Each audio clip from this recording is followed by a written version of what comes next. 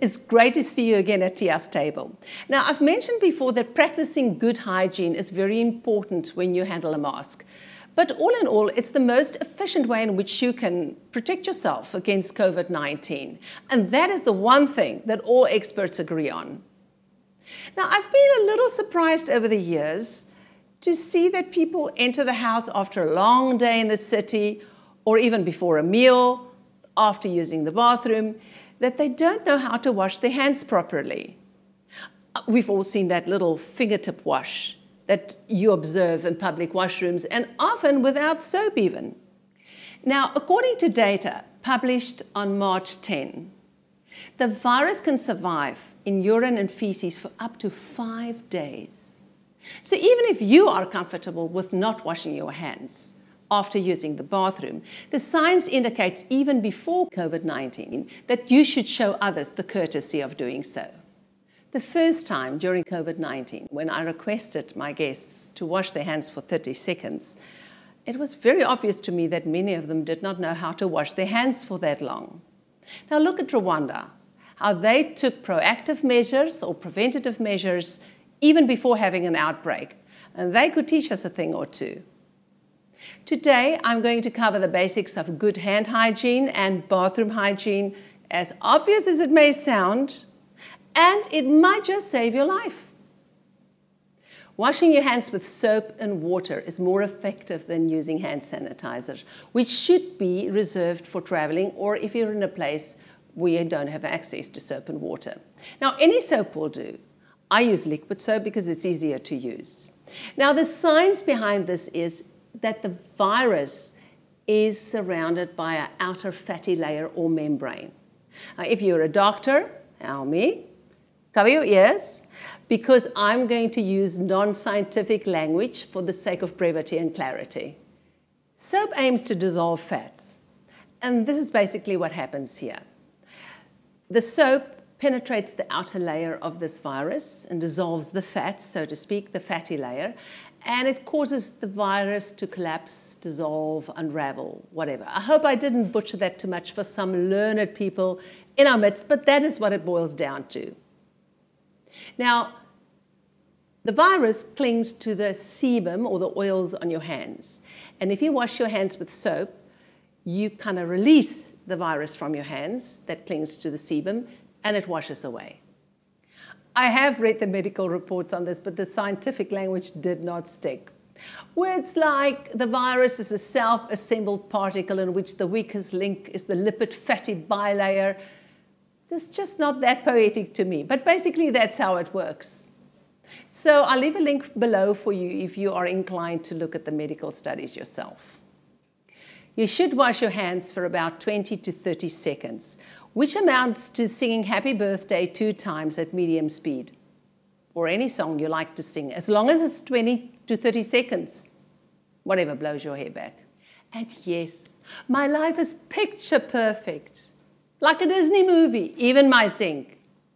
And of course, violins go off every time I sing Happy Birthday while washing my hands. Happy birthday to you. Happy birthday to you. Happy birthday to everyone. Happy birthday to you. Happy birthday to you. Happy birthday to you. Happy birthday to everyone. Happy birthday to you. I suggest that you put up the diagram provided by the NHS, and I'll put the link below to remind others at the office or at home how to wash their hands properly. Hand sanitizer is plan B, but it's still a pretty important part of good hand hygiene if soap and water is not available. Now, it's important to note that the solution should be 70% alcohol. More is not better, and I'll cover that in a later video. Now, I saw a woman in South Korea, of all places, do this. and off she went. Now, why bother? You basically wash your hands with hand sanitizer in the same way as with soap and water until the alcohol evaporates. And let me demonstrate. Like this, like this, like this, like this. And so, the thumbs, the wrists, the palms, and if it's still there, if you still have alcohol, you just keep on rubbing it away, because that's the thorough way to do it. Not like this. The virus can aerosolize, though I've heard many experts comment on it inaccurately. But China has confirmed it, as well as other medical studies. So the virus can hang in the air for up to 30 seconds. And if another person walks by, they can be infected. You can aerosolize the virus through an uncovered cough or sneeze or an uncovered toilet if you flush it. It's important to know that it's now conclusive that the virus can be found in feces and probably urine. So when you flush the toilet without the lid down, you can aerosolize the virus. And that means that it can splatter on the walls, on the toilet, and hang in the air. Now, I believe I've put many an argument to rest between couples. So it's important, put the lid down when you flush the toilet as a courtesy to others. Be nice. It's highly recommended that you don't use public restrooms. But let's say it's an emergency and you have to. You have to remember to touch nothing inside the bathroom. Use tissues to touch surfaces and open doors.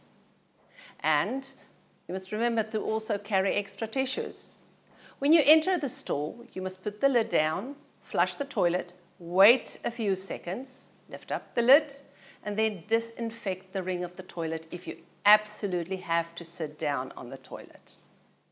The same goes when you exit the toilet. Flush the toilet again with the lid down, open the door, wash your hands without touching anything without a tissue, and exit the bathroom. Once you're outside, disinfect your hands again with disinfectant gel. The virus has been found in the toilets and elsewhere in the rooms of hospitalized patients by scientists and medical studies. There have been some videos on the news and YouTube about people fighting over toilet paper. I don't quite get it. Toilet paper is not a cure for COVID-19. Nevertheless, the market is not rigged for wholesale buying like this. And you should have stocked up already from January and onwards. So if you woke up late to the fact, you should show some consideration to other people. And don't hoard, just stock up. Now in Thailand, toilet paper has not disappeared. Perhaps that is because we have an Asian version of the European bidet, and it's called in everyday, albeit slightly un-Victorian language, a bum gun. Now, we don't favor it, but Lawrence will give you his take on what it's like to use the bum gun. Well, this is what happened to me and the bum gun. I was still looking at it, contemplating what to do with it and which lever to push and how it actually works. Still thinking about it when Moon River, as Chevy Chase said, not a comfortable experience. Now, with that rather vivid image in mind, I think it's time to end this conversation today.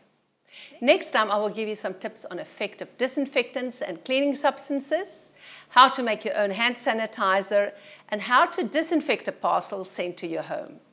Stay clean, and as they also say in Thai, bye-bye. Happy birthday to you.